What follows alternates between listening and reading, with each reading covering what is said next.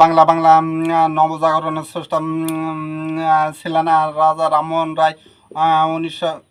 1974 সালে সালে ছিলেন রাজা রামমোহন রায়। তার বিশেষ করে বাংলা আরবি করেন।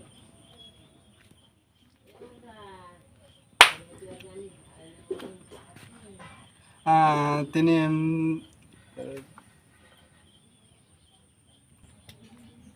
ঘন্টে আচ্ছা ঘন্টে, হ্যাঁ স্যার। বলতো আমাদের পৃথিবীতে কয়টি দেশ আছে? স্যার একটি। আচ্ছা সেই দেশটির নাম কি বলতো?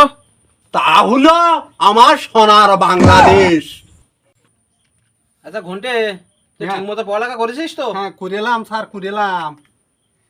আচ্ছা বলতো রাজা রামমোহন রায় কত সালে জন্মগ্রহণ করেছিল আর কত সালে মৃত্যুবরণ করেছিল? স্যার আমি পাইনি, আমি পাইনি, আমি পড়িলাম, ঠিক করে পড়িলাম। এই তোর এ কপালে দুটো কি?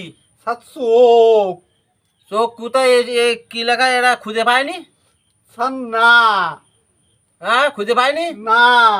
এই তো দেখছেন রাজা রামমোহন রায় এই 1774 সালে জন্মগ্রহণ করেছিল হ্যাঁ আর 1833 সালে মৃত্যুবরণ করেছিল। স্যার আমি পড়িলাম, তা আমি মনে করলাম যে মনে হয় এক মেয়ের নাম্বার, তা কল দিলাম, তা বলতেছে এই মুহূর্তে সুইচ অফ।